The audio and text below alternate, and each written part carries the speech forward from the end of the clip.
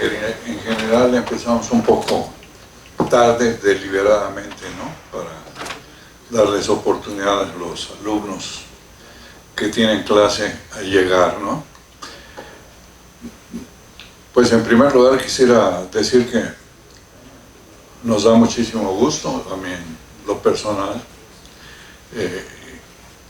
que tener aquí al doctor Lorenzo Héctor Juárez Valencia, que además de ser un muy distinguido matemático aplicado, pues ha hecho una labor muy destacada. Él actualmente es profesor de matemáticas dentro de la UAM, del programa de graduados de la UAM, de la Universidad Autónoma Metropolitana. Su área de interés pues es precisamente el área de especialidad de este ciclo de videoconferencias. Como saben, nuestro ciclo es el ciclo de modelación matemática y computacional. Él es especialista en modelación matemática, cosa que yo creo que conviene destacar. En este ciclo hemos tenido de muchos campos diversos, porque pues, la modelación se usa en campos muy diversos, y no es muy frecuente que tengamos en particular especialistas en el campo. El doctor Héctor Juárez Valencia sí es especialista en matemáticas aplicadas y modelación matemática. Sus campos de interés son la solución numérica de ecuaciones diferenciales parciales, optimización, control, problemas inversos, lo que se llama en inglés Computational Fluid Dynamics, o sea, dinámica de fluidos computacional, y problemas de transporte, que precisamente en esta ocasión nos va a hablar de un problema de ese tipo. Sus estudios profesionales los hizo hizo un postdoctorado en la Universidad de Houston, en particular con nuestro buen amigo y muy destacado matemático Roland Lowinski. Obtuvo su doctorado e inclusive posteriormente también ha tenido periodos postdoctorales con él. Actualmente es profesor de tiempo completo dentro de la UAM. Ha desempeñado muchos cargos importantes, las actividades editoriales, maneja la carta informativa de la Sociedad Matemática Mexicana y algunos otros tales como el Journal de Matemática del programa de graduados MICBA. Es editor del libro Fluid Dynamics Computational Modeling and Applications. Tiene diversos honores, por ejemplo, tiene el premio lo voy a leer en inglés porque así está enunciado aquí: Teaching Award, Honor Distinction for the College of Natural Sciences and Engineering de la UAM, y tiene el nivel 2 dentro del Sistema Nacional de Investigadores. Su experiencia profesional pues, es muy amplia, ha desarrollado muchos proyectos de investigación y encabeza, por ejemplo, la Red Matemática de Desarrollo Temático de Modelación Matemática. Héctor, estamos muy interesados en escuchar tu plática: modelos y algoritmos para estimación de demanda de redes de transporte público. Bueno, pues muchas gracias, en particular Ismael, por la invitación. Siempre es un gusto estar aquí con ustedes. He venido en otras ocasiones, no muy frecuentes, pero bueno, ya conozco a algunos de ustedes ya previamente, y pues es un honor estar aquí, y les agradezco en particular a ustedes por su interés en esta plática. Pues les voy a hablar acerca de las últimas, digamos, experiencias que hemos tenido. Este es el tema que hemos integrado a nuestros proyectos más recientemente. Tiene, pues no sé, esto alrededor de 4 años, 5 años máximo. Empezamos con un proyecto de fondos mixtos de CONACYT, el gobierno del DF, con demandas particulares del sistema de transporte colectivo metro. Entonces, bueno, pues ellos tenían ahí un problema, ¿verdad? Bueno, en realidad tenían algo así como 12 demandas. Nosotros participamos en una de ellas, que fue precisamente problemas de transporte. Ellos estaban usando un software canadiense y tenían problemas con el software. Entonces, pues así iniciamos nosotros. Dijimos, bueno, pues vamos a entender qué es lo que hace este software, ¿verdad? Entender el modelo que se está utilizando ahí y tratar de pues ayudarles a la gente del metro a resolver el problema que tenían en ese tiempo, que era poner a tono este software con las cosas o las mediciones que ellos tenían en forma real. A ellos les interesa la planeación, ¿verdad? del transporte, planeación estratégica. Entonces, para entender ese tipo de cosas se requieren de muchas herramientas, en particular de la modelación, o sea, de cómo simular cómo viaja la gente en el sistema de transporte público, por ejemplo, ¿verdad? Eso sirve para planear precisamente el crecimiento de una red o la redistribución de la misma, la introducción de nuevas líneas, etc. Entonces, así empezamos con esto.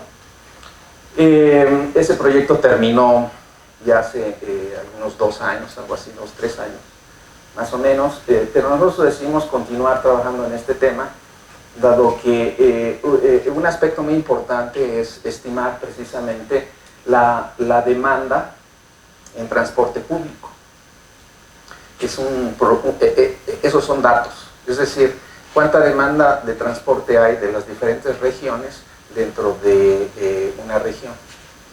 Es un dato muy importante. Si uno no tiene una estimación buena, pues los modelos, aunque sean muy buenos, pues no nos van a reproducir, digamos, de manera adecuada el comportamiento del sistema.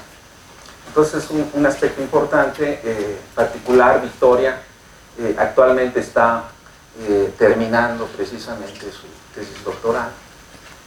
Y Yasmín, pues es colaboradora, ella es compañera de la Facultad de Ingeniería Mecánica y Eléctrica de Nuevo León, especialista en transporte.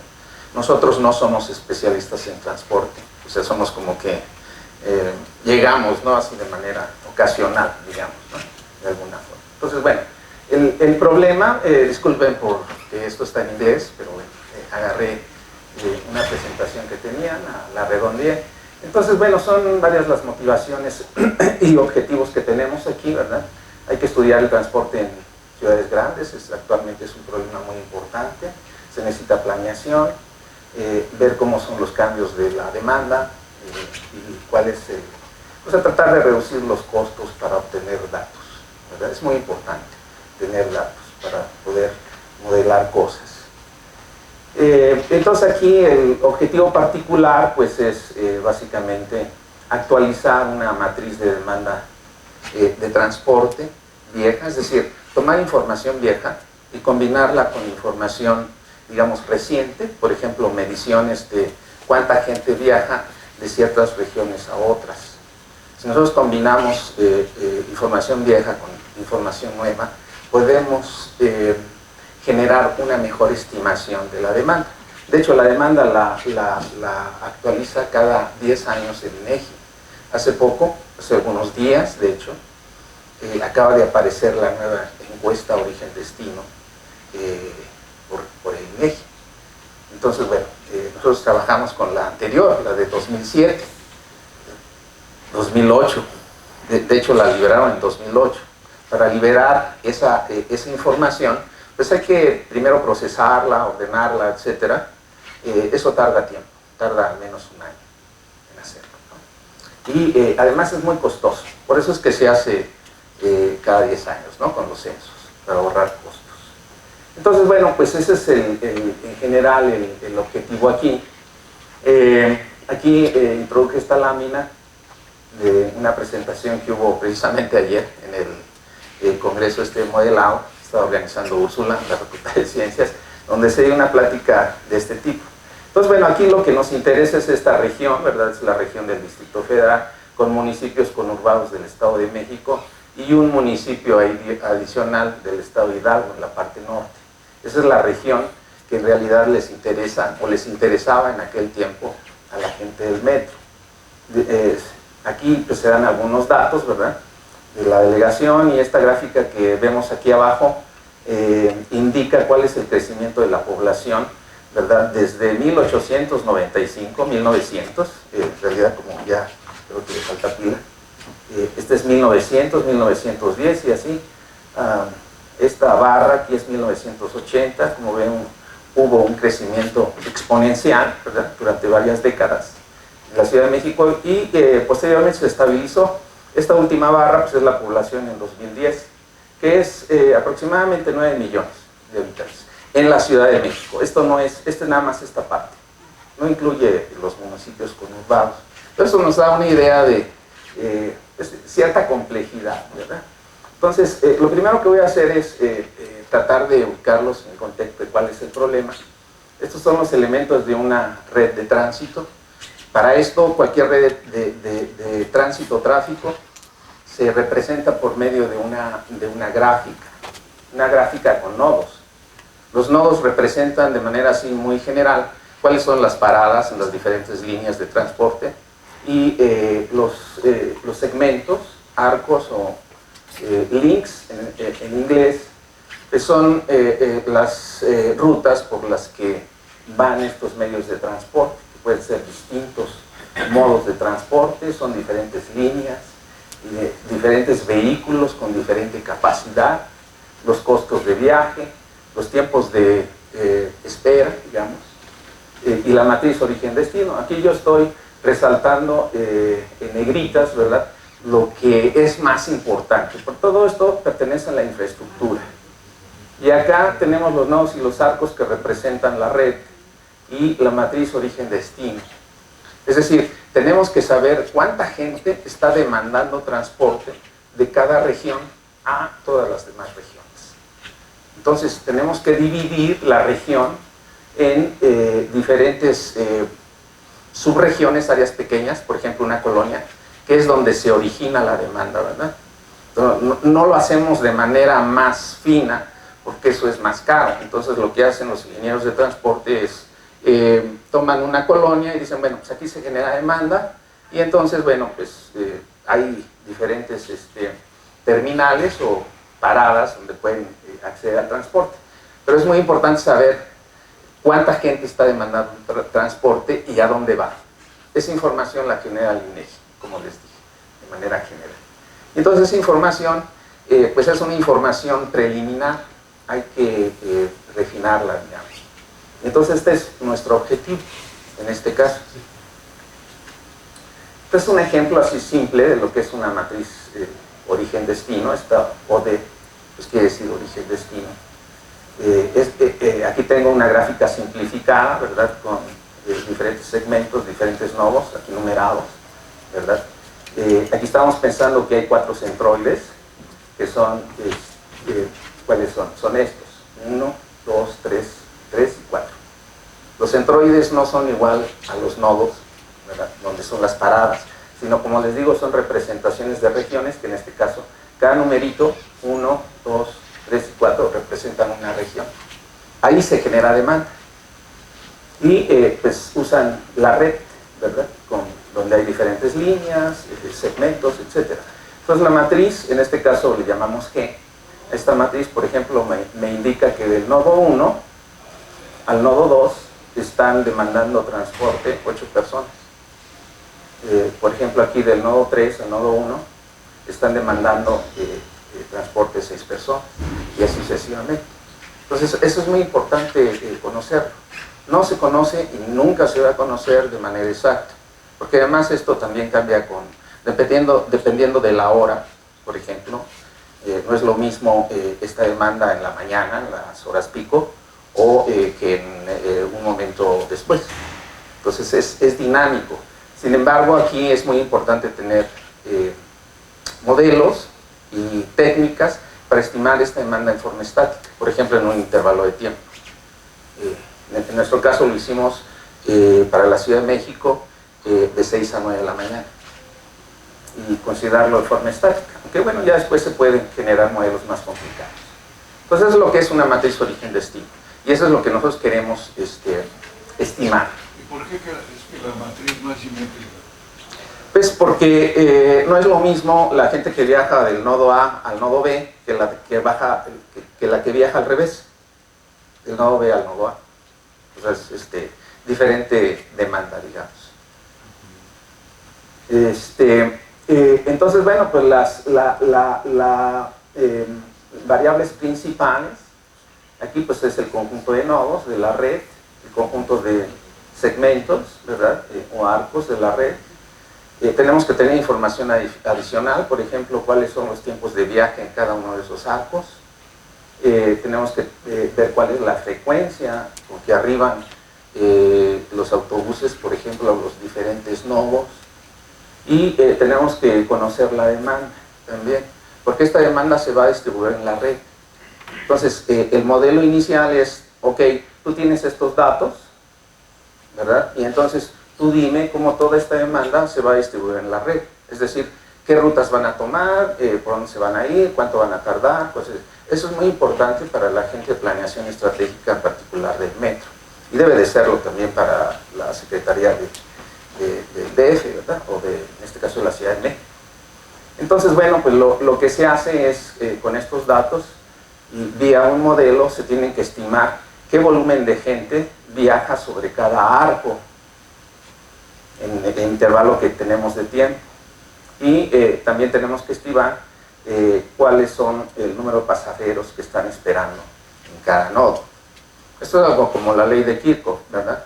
Todo lo que llega a un nodo, pues sale, o lo que hay ahí y llega, debe de salir. ¿Okay?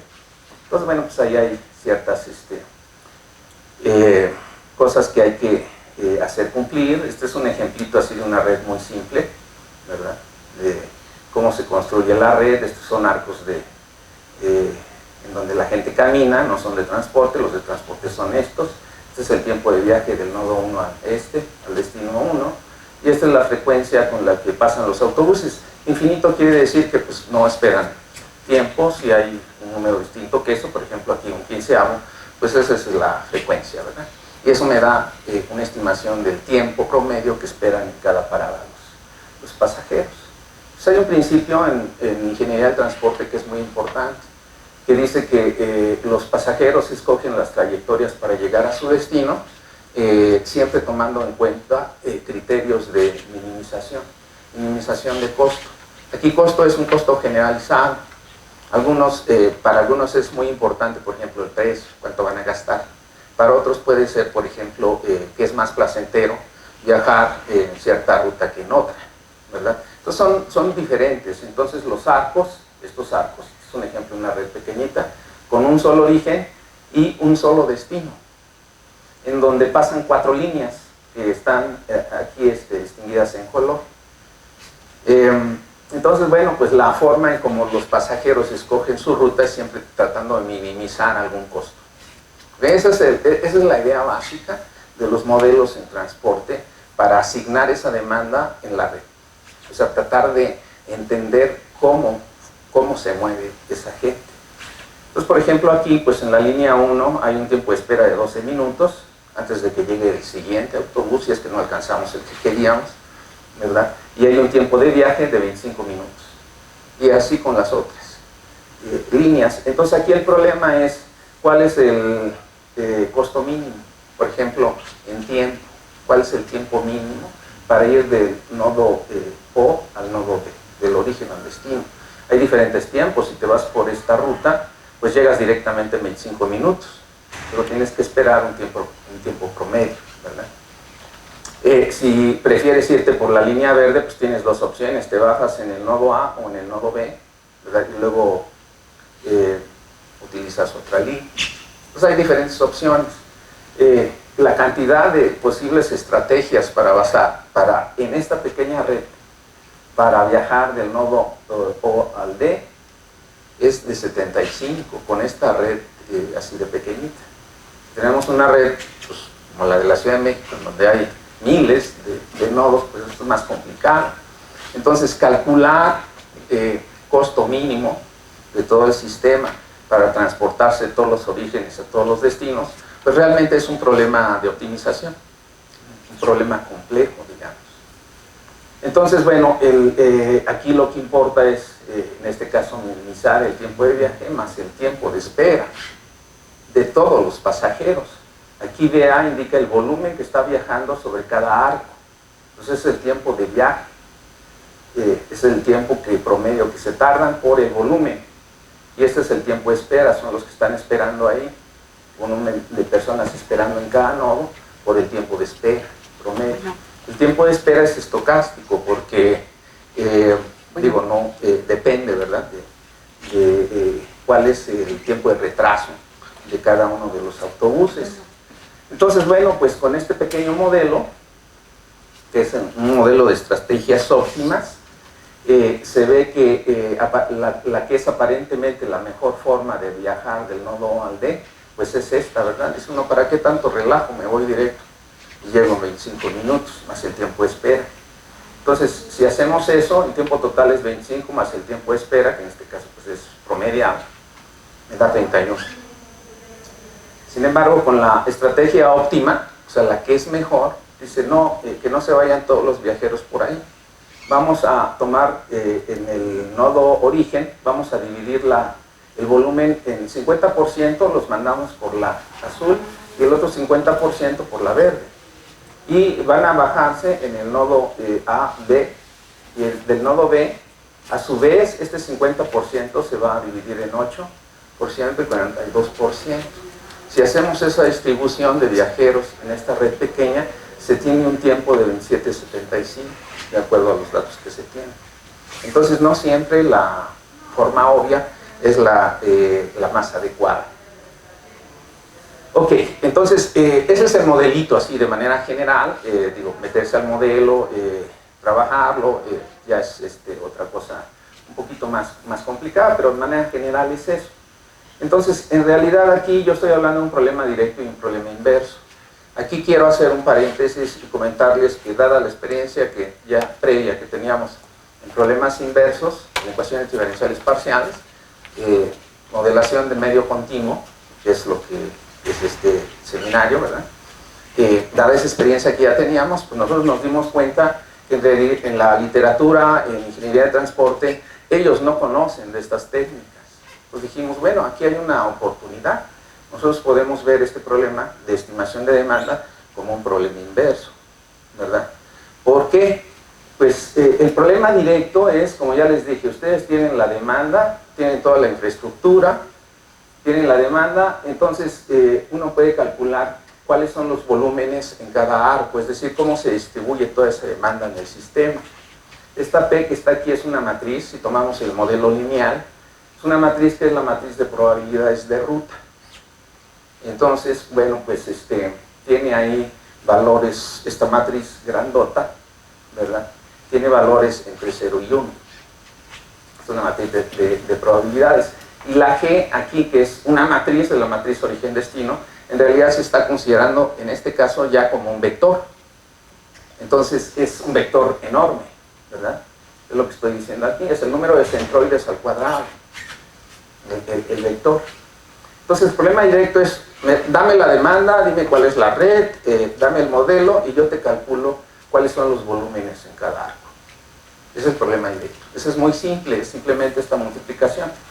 Claro, uno dice simple, ¿verdad? Pero simple conceptualmente.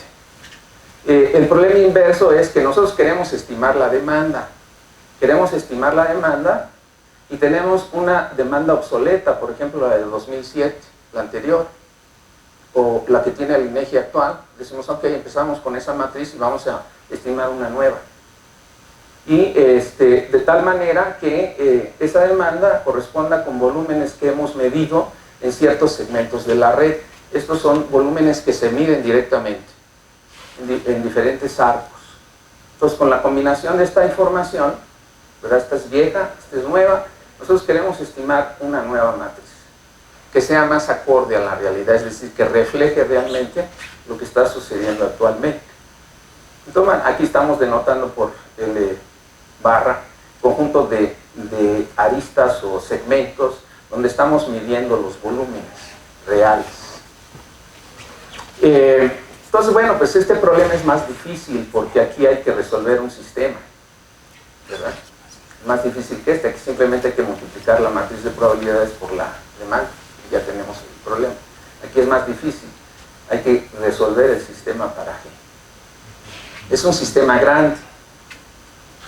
Entonces, bueno, aquí estoy dando algunos números, después ya les voy a mostrar casos concretos. El problema es altamente indeterminado. ¿Por qué? Pues porque hay muy poquitas ecuaciones, que es el número de mediciones de volúmenes que tenemos aquí, es el número de ecuaciones. Y el número de incógnitas es la matriz G. Eso es un vector enorme. Entonces es altamente indeterminado. Tiene una infinidad de soluciones, ese sistema. Entonces el problema es cuál vamos a tomar de esas soluciones. Entonces el problema es encontrar la matriz origen-destino cercana a la que tenemos, de tal forma que se cumpla esta igualdad. Entonces la forma más simple de abordar un problema de este tipo, que es un problema subdeterminado, ¿verdad?, es plantearlo como un problema de optimización. Entonces decimos, bueno, en lugar de resolver esta ecuación de manera exacta, a lo mejor ni siquiera tiene solución, porque estos volúmenes quizá no correspondan o no sean imagen de esta transformación, ¿verdad? Bueno, pero de todos modos uno puede formular el problema y decir, bueno, vamos a encontrar la G, la matriz origen-destino, de tal forma que esta diferencia sea lo más pequeña que se pueda. Ese es el problema. Como ven, no es un problema muy complicado. Sin embargo, pues como ya dijimos, tiene un número infinito de soluciones, también puede tener varias soluciones óptimas. Entonces, bueno, pues en el 90, Spies, junto con gente de Canadá, hay una compañía que se llama INRO, que es muy conocida en el medio de transporte, propuso este algoritmo muy simple, es un algoritmo de descenso. Dice, bueno, pues para resolver este problema vamos a tomar como valor inicial de la matriz que queremos estimar como la obsoleta, ¿verdad?, para cada uno de los, aquí PQ es origen-destino, para cada PQ.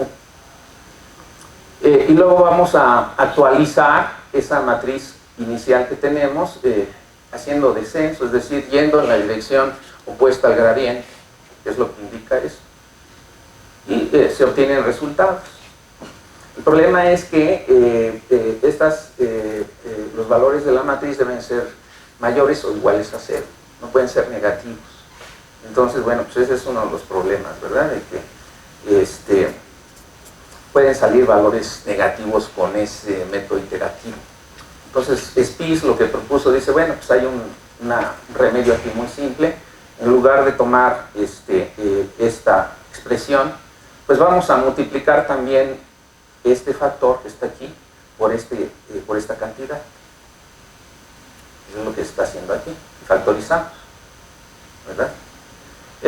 Y vamos a pedir que esta expresión que está aquí, que es un escalar, sea mayor o igual a 0. O sea, no puede ser negativo. Es esta restricción.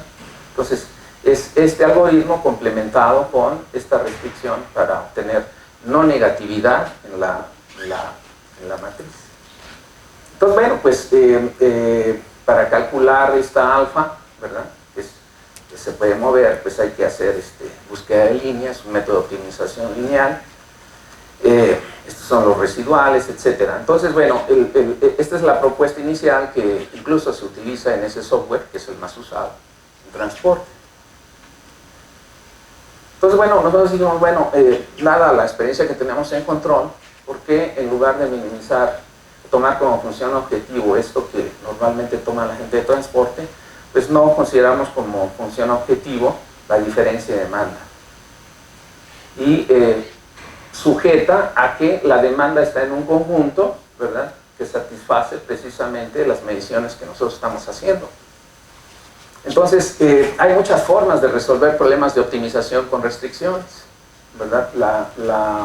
La que más nos enseñan, por ejemplo, en cursos de cálculo, pues es por medio de multiplicadores de Lagrange, ¿verdad? Pero hay otras formas que desde el punto de vista computacional son más eficientes. En este caso, nosotros consideramos un método de penalización.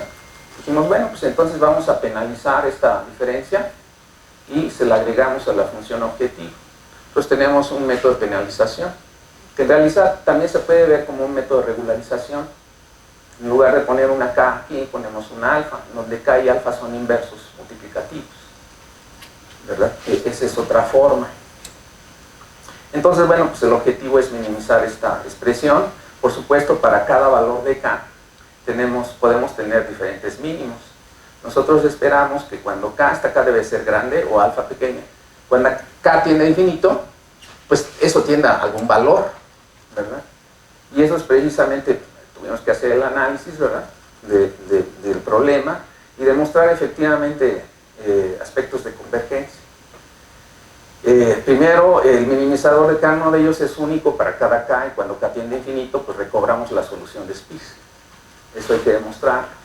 Y también recobramos la demanda, y también recobramos los volúmenes, ¿verdad?, que hemos medido. Entonces, bueno, pues aquí hay que hacer el gradiente calcular los gradientes de estas cosas para minimizar. Estamos pensando en métodos de descenso, métodos de tipo gradiente. Por eso es que es importante calcular el gradiente, que es igual a esto, donde la matriz, en realidad es una matriz por la incógnita, menos un vector, donde la matriz pues es esta cantidad, esta es la matriz de identidad. Y P pues, es la de probabilidades de ruta, ya les habíamos mencionado. Esta matriz sí es simétrica de infinidad positiva, por lo tanto hay una solución única para cada K. Podemos resolverla vía métodos ya conocidos, como gradiente conjugado, por ejemplo, ¿no? Ok, entonces aquí es una lista de modelos cuadráticos. El modelo que nosotros usamos es esta RAG, pues es P por G. Esos son los volúmenes asignados dada la demanda, ¿verdad? Es lo mismo. Este es un método que propuso Noriega y Florian en 2002. Noriega es mexicana, ella está trabajando allá en Canadá, en INRO. Es un modelo de promedios pesados, ¿no? Vamos a hacer de penalización, en realidad son equivalentes, solo que ya con las demostraciones estas que nosotros hicimos de convergencia, pues también valen para este modelo. ¿Dónde están localizadas? Están en Montreal. Es el CIRELT, Centro de Investigación de la Investigación en Transporte, algo así. Entonces, bueno, pues los métodos de descenso en general pues son de este tipo, ¿verdad? Damos un valor inicial, después actualizamos ese valor varias veces, tenemos que encontrar la dirección en la que nos movemos en cada paso y la distancia que nos vamos a mover, que es esta lambda, que es un problema de optimización lineal. Este es un modelo general de descenso. Si la dirección de descenso es el negativo del gradiente, tenemos el descenso máximo. Si esta dirección la escogemos de esta forma, o sea, la multiplicamos por la demanda, obtenemos el modelo de Spitz, que es un modelo multiplicativo. Nosotros dijimos, bueno, pues lo más fácil ahorita es, para ver si mejora esto, pues es usar otra dirección, tipo de edición, usando gradiente conjugado. Pues aquí empezó su tesis Victoria. Victoria Chávez. Aquí inició su tesis y dijo, mira, vamos a hacer esto, pero vamos a usar gradiente conjugado, a ver cómo jala. Entonces usamos gradiente conjugado y efectivamente mejoramos, reprodujimos los resultados de Spitz y mejoramos el tiempo de cómputo, que es muy importante. Entonces, esta es una red, es un ejemplo, es precisamente la que maneja INRO como red modelo, porque todos los datos están bien afinaditos, es una red de tamaño pequeño, ¿verdad? Es pública, está en la red, no puede jalar, obtener todos los datos sin ningún problema. Entonces digo, bueno, pues es como es una red tipo, ¿verdad? Que todo el mundo usa, pues vamos a ver cómo jala aquí. Entonces, bueno, aquí lo que les muestro es el método de descenso máximo contra el método de gradiente conjugado. Esto indica los diferentes valores de K, o sea, el parámetro de penalización o de regularización, como quieran llamarlo, con diferentes valores de 0 hasta infinito. Pues como ven, los resultados no varían mucho. En realidad aquí esta es la diferencia entre la obsoleta y la recuperada. Eso no varía gran cosa. Esta es la diferencia de volúmenes medidos con los reales. Tampoco cambia mucho, ¿verdad? Entonces, pues nos fijamos en esta. Entonces, como ven, el método de censo máximo tarda 1.3 segundos, mientras que el gradiente conjugado 0.3. Este es el número de iteraciones en cada caso. Entonces, bueno, pues ahí ahorramos, utilizamos, digamos, un tercio, un cuarto del tiempo del modelo de Spies. El modelo de Spies se recupera con K igual a infinito, sería este. Pues 4 por 3, 12. Mejoramos los... Esta es una gráfica de dispersión, digamos, entre la demanda obsoleta y la demanda que se está encontrando, la demanda nueva. Entre más pegado estos puntos rojos estén a la raya esta negra, pues más parecidos son. Pues aquí hay una desviación, ¿verdad? Un sesgo, digamos, hacia arriba. Y esta es también la gráfica de dispersión de los volúmenes medidos contra los reales. Eso sí se ajusta bastante bien siempre. Esta es una característica de esto. Después aplicamos este método a la red que ya les mencioné al principio, el área metropolitana. Aquí está la Ciudad de México, esta es esta parte de la Ciudad de México, el Estado de México, y por acá hay un municipio del Estado de Hidalgo. Creo que ¿cómo se llama? Yendo hacia Pachuca, la ciudad grande está el Sinaloa. Esta es una ampliación de esta región. Como ven, está muy concentrado todos los nodos. Aquí está top. Pues bueno, pues se puede ver un poquito con un zoom cómo está. En rojo se marca en donde se tomaron los volúmenes. Quiero aclarar que estos son ejemplos sintéticos. Para hacerlo de manera real hay que ir y medirlos. Pero bueno, somos dos personas, no podemos hacer eso. Entonces, pero bueno, estos son los volúmenes, digamos, que se consideran como volúmenes medidos en rojo, los segmentos donde tomamos esos datos. Y de nuevo, estas son las gráficas, son muy similares a las de la otra red, pero los tiempos, claro, son mucho mayores, ya que esta red es mucho más grande. Entonces, por ejemplo, con el método SPIS se toman 47.9 segundos. Aquí estamos con gradiente conjugado, estamos reduciendo el tiempo de nuevo, ¿no? Un poquito más de 4 veces. Simplemente con aplicar un nuevo método de optimización, o sea, gradiente conjugado. Casi no lo han aplicado en transporte, eso también nos llamó la atención. Entonces, bueno, aquí les pongo un poquito de más información. Esta es la red de Winnipeg, la mediana, y esta es la de la zona metropolitana del Valle de México. Este es el número de pares orígenes destino. Aquí son casi 3 millones y acá son 23.000. Hay muchos, hay muchos coeficientes origen-destino que son 0. Por ejemplo, aquí solamente en la zona, la red de la zona metropolitana del Valle de México, solamente el 7% son valores no 0. Entonces, esas matrizotas enormes de probabilidad, o sea, para manejarlas, imagínense esto al cuadrado, es enorme. Entonces dijimos, bueno, pues para poder mejorar esto, pues vamos a hacer reducción de modelo, ¿verdad? Vamos a descartar toda esa información que desde el punto de vista del problema y del modelo sea irrelevante. Bueno, irrelevante entre comillas, es relevante, por supuesto, pero para lo que vamos a calcular, pues se puede descartar, digamos, ¿no?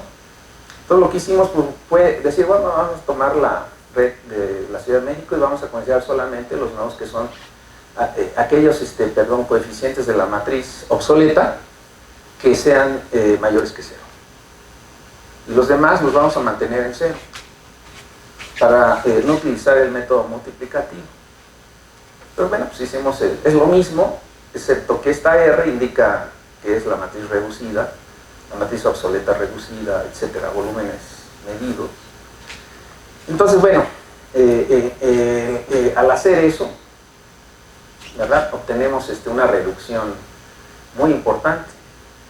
Estos son los nuevos resultados. Recordemos que los tiempos de cómputo anterior eran 47.9 para este método y 10.6 para gradiente conjugado, que es este. Entonces, de 47.9, nada más con hacer reducción de modelo, se reduce a 8. Y de 10.6 se reduce a 1.8. Entonces hay una reducción adicional, de tal forma que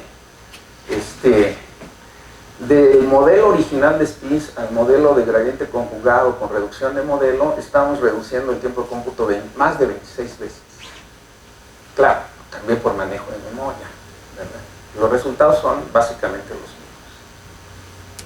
mismos. ¿Cuál es el problema con estos modelos que considera normalmente la gente? Pues el principal problema es que, por ejemplo, en el caso del gradiente conjugado, las direcciones de descenso no todas son conjugadas.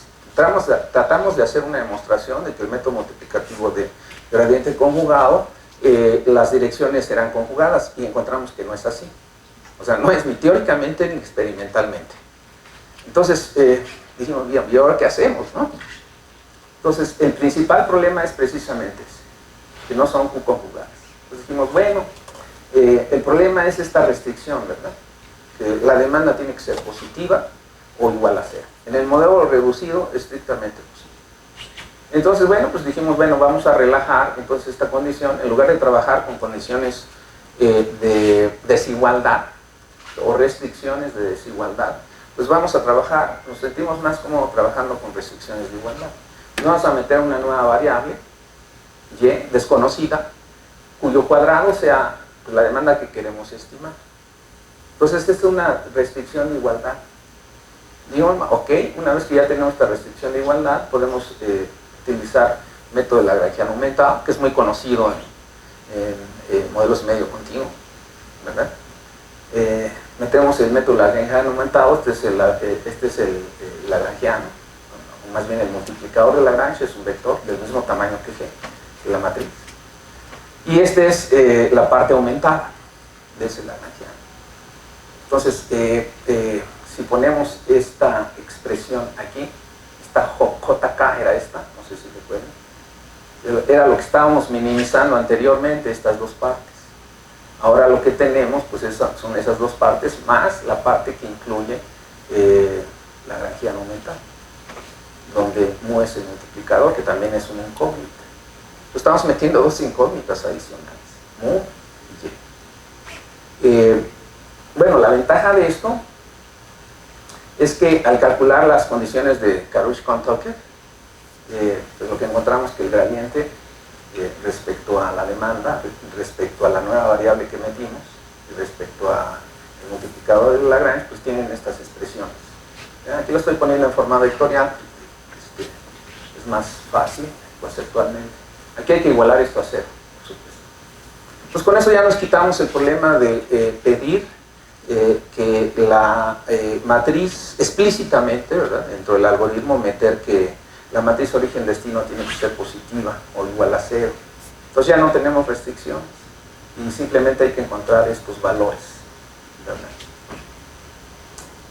El algoritmo pues es un algoritmo que en este caso, Lagrangiano aumentado, pues tenemos lo que queremos calcular, que es la demanda y el multiplicador de Lagrange. Entonces tenemos que usar un método de ascenso dual. Ascenso dual, ¿por qué? Pues porque pues, el punto óptimo de esto es mínimo en la demanda que queremos calcular y es máximo en el multiplicador adecuado.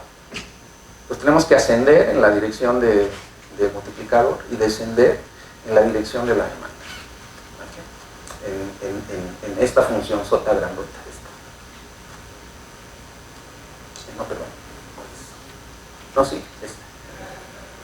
Entonces tenemos que tomar el que minimice estas dos expresiones y el que minimice esta expresión respecto a G y el que maximice esta expresión respecto a mu. Ese es el asunto. Entonces por eso es que se propone este algoritmo. Se toma como valor inicial del multiplicador 0 y como valor inicial de la nueva variable, pues la obsoleta, es lo que conocemos. Y después vamos a minimizar el Lagrangiano aumentado respecto a la demanda, claro, fijando las otras dos, son las previas. Entonces este es un problema de minimización respecto a G. Una vez que ya tenemos G, la ponemos acá, de nuevo en esta misma expresión, pero ya la ponemos aquí y ahora minimizamos respecto a Y. con el multiplicador anterior. Y luego pues hacemos prueba de convergencia, ¿verdad? Si estas cosas son cercanas, pues paramos y tomamos la demanda última que calculamos. Y si no, si esto no se cumple, entonces pues, tenemos que seguir aproximando mejor. Entonces actualizamos el multiplicador y nos regresamos. Entonces este es un método iterativo en donde en cada iteración estamos resolviendo dos problemas de optimización, uno para la demanda y otro para la nueva variable. Como se ven esos problemas, este es el problema 1, es este, pues son de esta forma. O sea, lo que hay que minimizar es esta función, es una función vectorial con el número de nodos de centroides al cuadrado, que es el orden de millones. Entonces hay que minimizar esta expresión, se hace exactamente igual que como lo hicimos con el método de penalización. La función, la matriz de la derivada de esto pues es simétrica de definida positiva, entonces no hay ningún problema, se puede resolver. Pues hay que afinar los parámetros, hacer un análisis de cuáles son los adecuados, etcétera. Están en estos rangos que estamos indicando aquí. Y el segundo problema es minimizar esta expresión respecto a y. Entonces, pues es minimizar esta expresión. Nos sucede que haciendo las cuentas, esto es una función de polinomial de cuarto orden. Y afortunadamente, pues se puede encontrar fácilmente la solución de manera analítica. O sea, esa fue una sorpresa para nosotros. ¡Ay, qué padre! Pues porque lo podemos hacer de manera analítica, y aquí está la expresión. Entonces, eso toma 0 tiempo de cómputo. Entonces dijimos, el costo, entonces hemos mejorado bastante, por lo menos el modelo de optimización, con un costo marginal. Entonces estos son los resultados. Son los resultados con el modelo penalizado que ya les había mostrado anteriormente. Siempre lo estoy poniendo aquí simplemente por referencia. Este es lo que teníamos antes. Este es el modelo de Spies. Este es gradiente conjugado con penalización. Es lo mejor que teníamos para la Ciudad de México. Cuando metemos el lagrangiano aumentado, pues entonces el tiempo de CPU pues me da estas cantidades, ¿verdad? Es un poquito más que esto. No es, híjole, en la torre, ¿verdad? Todo lo demás es muy similar, ¿no? Incluso la estimación de la demanda pues es más todavía, un poquito distinta, más cercana a esta, pero las dispersiones son las mismas. Es decir, los resultados son esencialmente los mismos, con un poquito más de tiempo, pero aquí no estamos haciendo la restricción de que la demanda es mayor o igual a 0. Ella se ajusta solita. Y entonces, bueno, pues dijimos, bueno, entonces ahora vamos a aplicarlo al modelo reducido. En el modelo reducido, como se ve, lo anterior pues era esto, con el método penalizado y con el lagrangiano aumentado, pues ahí sí hay una mejora. Entonces, tenemos esencialmente el mismo tiempo de cómputo que con el modelo penalizado, con lagrangiano aumentado. Y los resultados pues son también básicamente los mismos. ¿Por qué es importante esto de esta es la comparación general entre descenso máximo, gradiente conjugado con lagrangiano aumentado, etcétera, y los reducidos? Entonces, como vemos, reducción de los tiempos de cómputo pues es bastante aceptable. Entonces ya en este punto, con una red del tamaño de la Ciudad de México, hacer cálculos en menos de 2 segundos, pues ya es una ventaja. No estamos usando paralelización, no estamos usando supercómputo. Esto es más largo. Entonces, bueno, si se le mete supercómputo, obviamente se pueden mejorar estos tiempos, es más trabajo adicional. Pero bueno, esto es importante y quiero remarcarlo porque si uno quiere hacer simulación en tiempo real, o quiere hacer uno, por ejemplo, en lugar de hacerlo esto de manera determinista, usar métodos estocásticos, ¿no? Inversión estadística, por ejemplo, en lugar de considerar la demanda como una demanda fija, pues la demanda vamos a considerarla como una variable aleatoria. Y entonces va a tener un promedio y va a tener una varianza, ¿verdad? Pues para hacer eso uno necesita hacer muchos experimentos. Esa es la estadística, ¿no? Entonces tendríamos que resolver este problema que estamos resolviendo aquí miles de veces o cientos de miles de veces. Entonces por eso es que es importante el tiempo de cómputo. Y esa representación estadística dará mejores estimaciones todavía, porque me dice, este es el promedio, o el valor más probable, ¿verdad?, de la demanda, y con este intervalo de error, es como las encuestas, ¿verdad?, ahora que están las elecciones, dicen, no, pues que tal candidato anda en tanto con un porcentaje de error, ¿verdad? Eso es más adecuado desde el punto de vista experimental. Entonces, bueno, pues precisamente este es de los trabajos futuros. Otro trabajo es generalizar este tipo de cosas para modelos no lineales, que es mucho más complicado, ¿verdad? Porque ahí puede haber diferentes mínimos.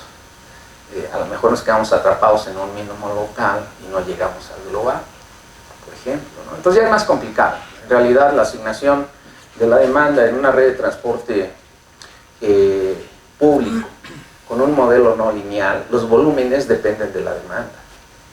Entonces eso es un problema mucho más complicado. Y esto es importante. Al final todos los modelos, problemas no lineales, pues se abordan vía linealización local. Entonces es importante tener resolvedores lineales locales.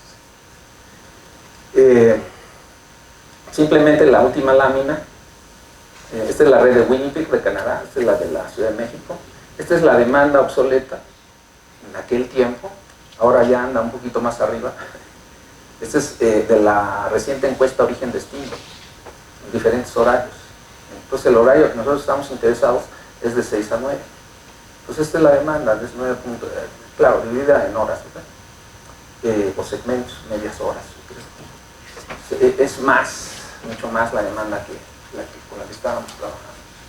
Claro, hay que actualizar la red, ¿verdad? Con la red que nosotros trabajamos no incluíamos las nuevas líneas del Metrobús, por ejemplo, o la línea 2 incluso todavía no estaba lista.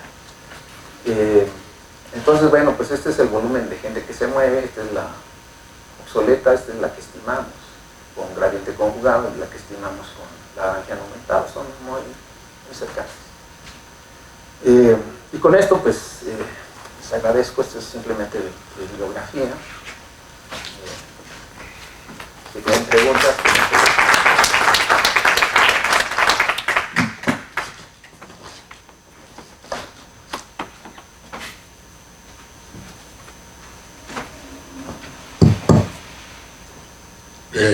yo me quedé con una duda. La matriz esta de origen y destino, ¿se construye para diferentes horas?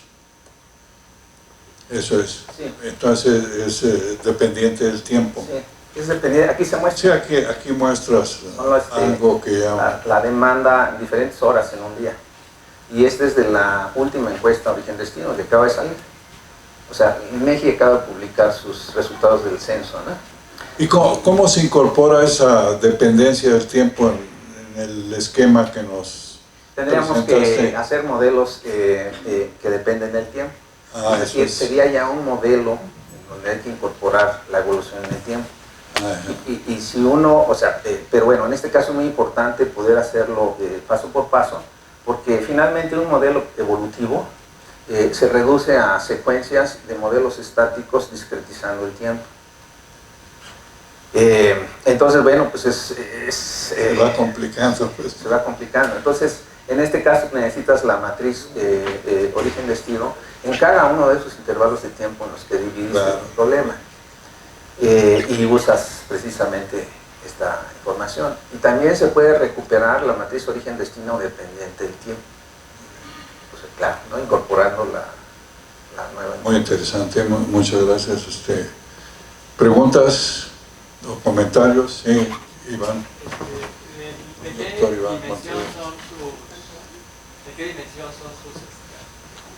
¿De qué dimensión son sus matrices origen-destino en la Ciudad de México? En la Ciudad de México, bueno, vimos que eran alrededor de, por acá les puse la información. Aquí está, sí. Estos son, es la matriz origen-destino. Esta matriz tiene casi 3 millones de coeficientes. La raíz, o sea, 3 millones de entradas. Pares, orígenes, destino. 3 millones de Entonces, el número de incógnitas es esto al cuadrado. O sea, el número de coeficientes pues es 9 por 10 a la 12. Claro, en el caso de la Ciudad de México, solamente el 7% son distintos de cero. O sea, la conectividad de la red, o sea, el movimiento de gente, pues no va gente de todos los orígenes a todos los destinos, eso sería una matriz llena. Sino que si la gente, por ejemplo, que sale de aquí de CU, se puede considerar como un nodo, y que va, pues no sé, a Tláhuac, por ejemplo, pues es muy poquita. Y a ciertas regiones no van, nadie. Entonces es un cero.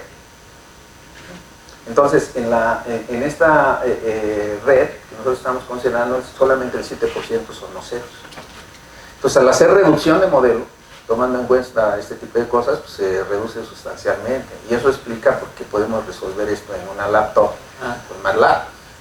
¿Sí? O sea, tienen muy poco, o sea, es sparse, es dispersa, pero tiene bien pocos Bueno, ceros. en realidad, yo se las cuento fácil, pero claro que sufrimos al principio, porque decían, ¿cómo lidiamos con estas matrizotas? Por eso es que empezamos con Winnipeg. O sea, en realidad todos los resultados de estos, los que les mostré, pues empezamos con Winnipeg. Sí, ahí consideramos la matriz completa, no había ningún problema. Con 4 gigas de RAM, pues no hay ningún problema. Pero ya con la Ciudad de México, ¿y ahora cómo le hacemos? Imposible. Gracias, muy interesante el problema que está analizando. Sobre la parte de optimización, ¿qué propondría para mejorar esa parte? Estaba hablando de introducir incertidumbres, no sé si nos pudiera mencionar qué necesitaría incluir en el problema para tener una optimización pues, más adecuada, más confiable, no sé. Sí. Ajá. Y una cosa más, si me permite, nada más si nos puede comentar, partió de que el problema o sea, se motivó porque el software que utilizaba el metro no estaba funcionando, ¿no? En esa parte, a partir de este trabajo que han hecho ustedes, ¿podrían hacer alguna recomendación para modificar el software o para adquirir uno diferente? ¿Nos puede comentar algo de eso? Sí. Bueno, de hecho, el modelo de transporte que estamos usando, incluso ya lo implementamos en MATLAB.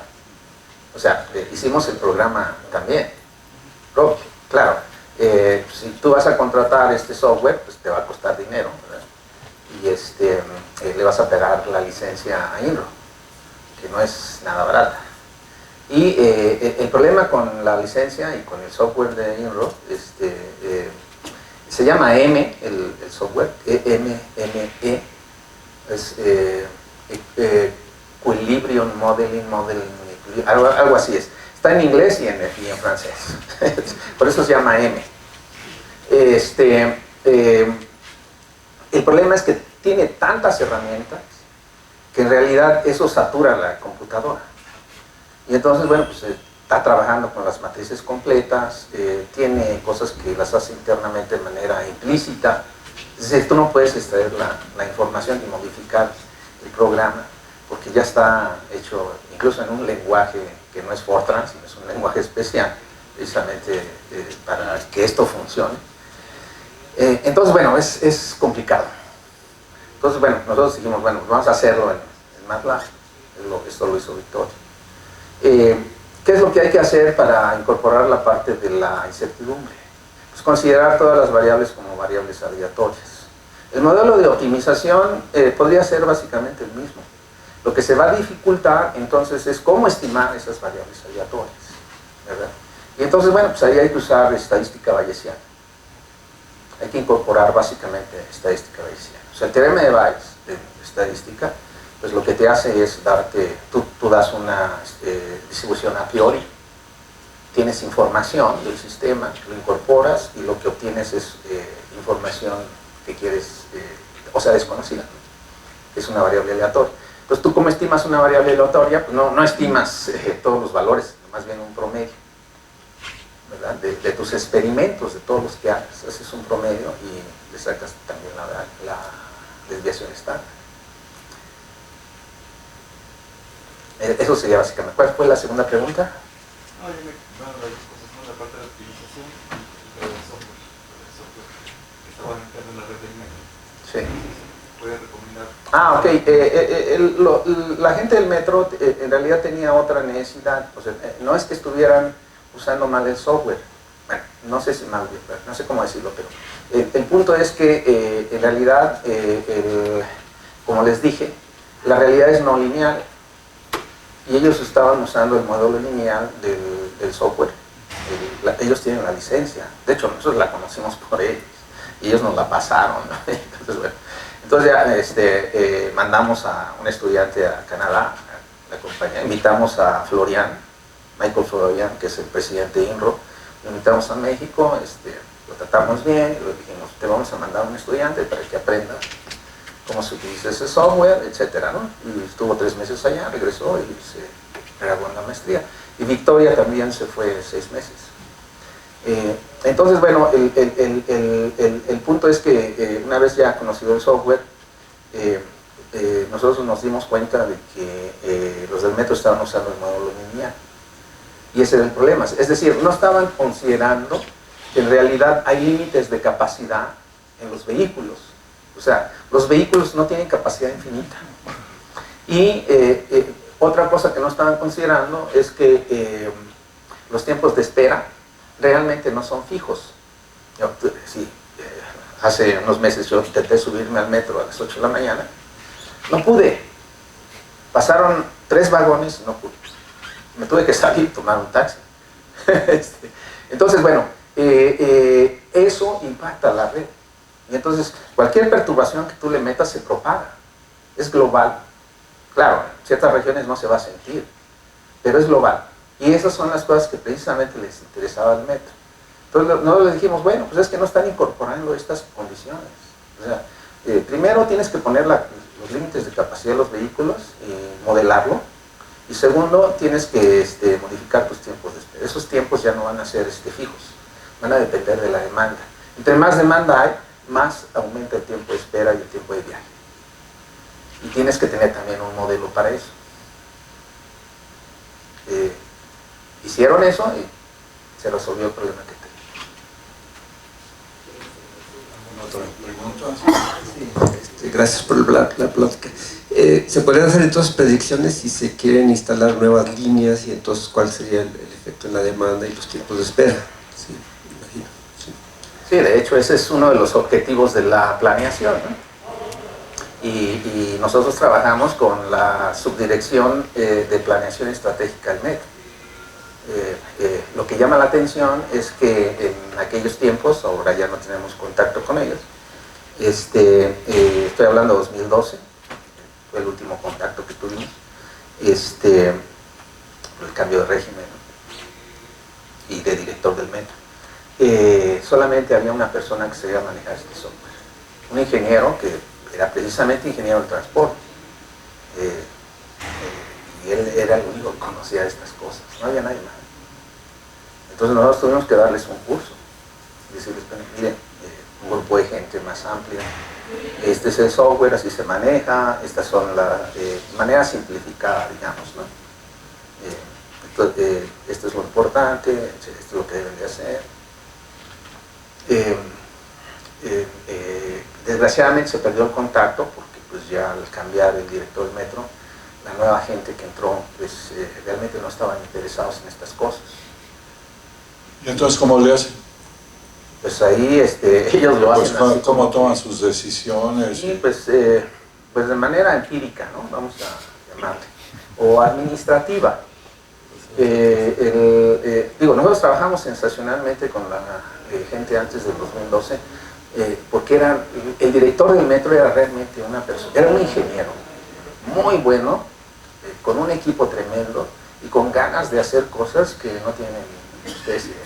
Y por eso es que aparecieron 12 demandas en este proyecto de fondos mixtos, por la iniciativa de ellos. Querían, por ejemplo, me acuerdo, querían, por ejemplo, generar energía del viento, ¿verdad? Por el movimiento del metro, para ver si se podía hacer autosustentable. Cosas así de ese tipo, de ese calibre. Cómo se debía manejar, por ejemplo, la gente, cómo orientar el movimiento peatonal dentro del metro. para hacerlo de manera más eficiente, evitar riesgos y retrasos, porque eso genera retrasos, ¿no? Un movimiento caótico. O sea, ahora se explica, todos estos reordenamientos que ha hecho el metro se explican porque desde aquella época ya había eso, toda una serie de problemas, ¿no? Ya no estoy diciendo ahí 2, 3 problemas, pero muchos incluso querían poner máquinas para expender los boletos del metro, etcétera, etcétera, ¿no? ¿Cómo estableces mecanismos para el conteo de la gente que entra y sale en el metro? Cosas de ese tipo, ¿no? Entonces son muchos problemas y la mayoría de ellos son problemas matemáticos o están asociados precisamente a cosas que se pueden abordar o en las que se puede utilizar como herramienta precisamente la matemática. Bueno, esa es la forma de tomar decisiones racionales, pues no. Pero todo eso no se es hace. la planeación, básicamente. Planeación, ¿qué haces ante un escenario de contingencia, por ejemplo, ¿no? Que se avienta alguien ahí al metro, eso va a parar el sistema, entonces ¿qué vas a hacer? Pues es una contingencia, tienes que anticiparte a eso.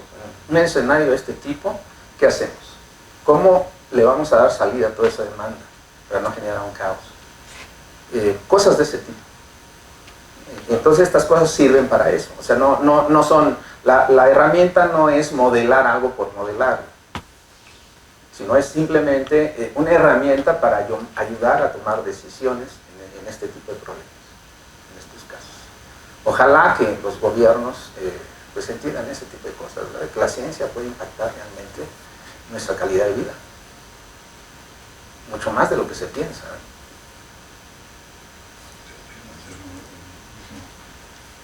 Yo he venido insistiendo en las pláticas y cosas que intervengo, en precisamente que toda esta metodología es la forma de usar pues, la ciencia en la vida cotidiana, ¿no?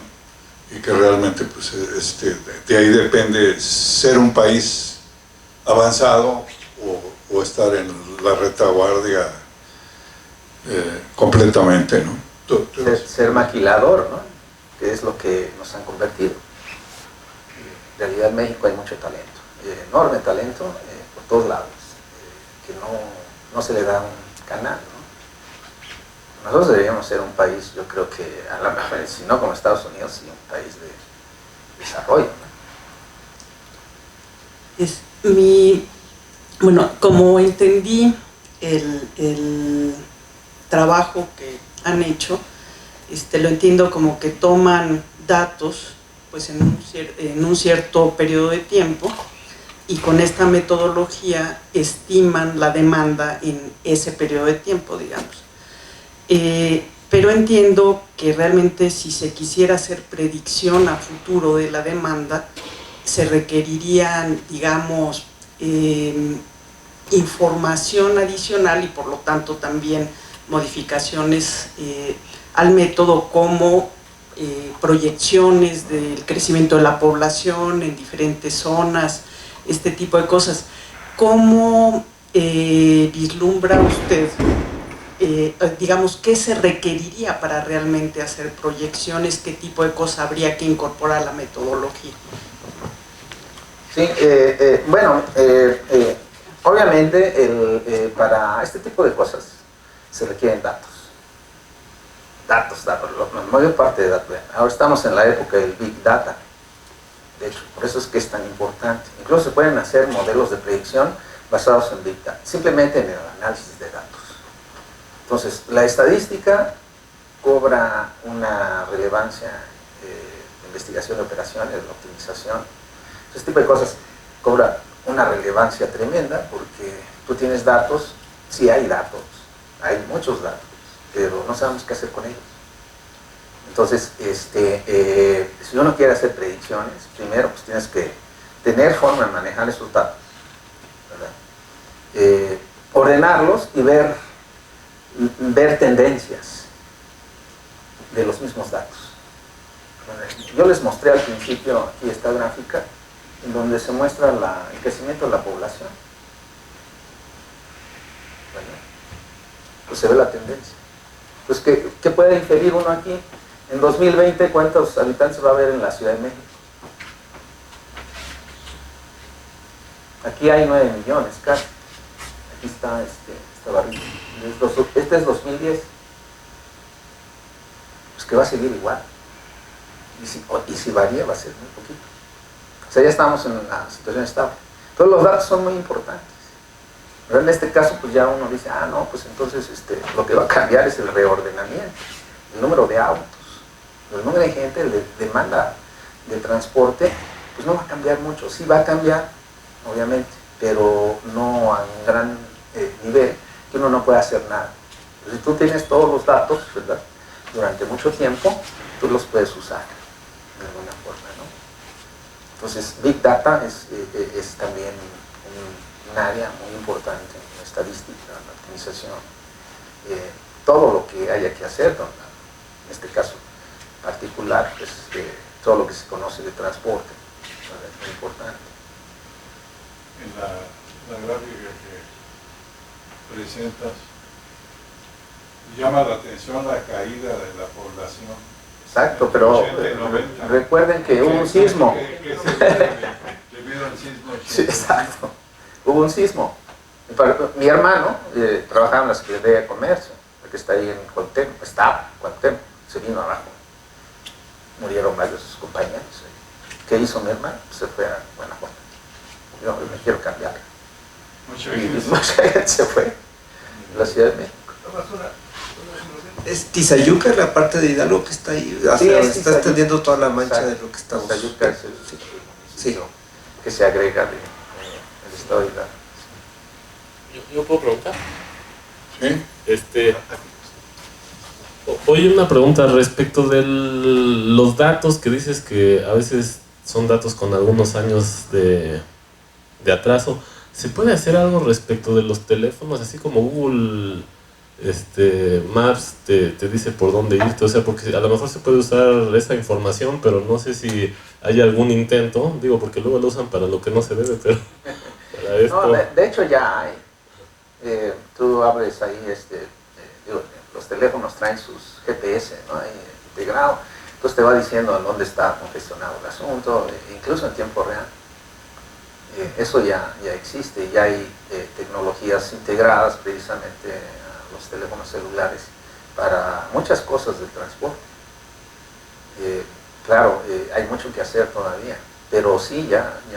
Y este tipo de cosas, bueno, yo no sé qué tanto sirva conocer la demanda, ¿verdad?, para un usuario en particular, porque hay diferentes objetivos. No es lo mismo un usuario en particular, o el interés que tenga un usuario en particular, que el interés que tenga una dirección de planeación de transporte. Son objetivos distintos, digamos, ¿no? ¿Pero ustedes no pueden acceder a esos datos? Sí, o sea, de hecho hay muchos artículos recientes en transporte en donde incorporan esos datos vía celular y vía otros medios, sensores, incluso la detección de las placas, ¿verdad?, por región, de cómo se mueve la gente en automóviles particulares, por ejemplo. Entonces hay muchos estudios y muchos métodos y modelos, etcétera, en donde ya se incorpora toda esa información. Aquí en México, hasta donde yo sé, pues todavía no se hace. Pero en otros lugares, principalmente Europa, Canadá, pues es muy desarrollado en este tipo de cosas de transporte, Estados Unidos. Países sudamericanos, incluso Brasil, Chile, creo que tienen más avance en estos temas que nosotros. Incluso Colombia, ya nos dejó atrás en cuestión de planeación. Gracias. ¿Alguna otra pregunta? Si no lo hubiera, pues muchísimas gracias. Desde luego nos ilumina, porque también muestra de manera muy fehaciente la gran importancia de todas esas herramientas. Muchas gracias nuevamente. Sí, gracias a ustedes.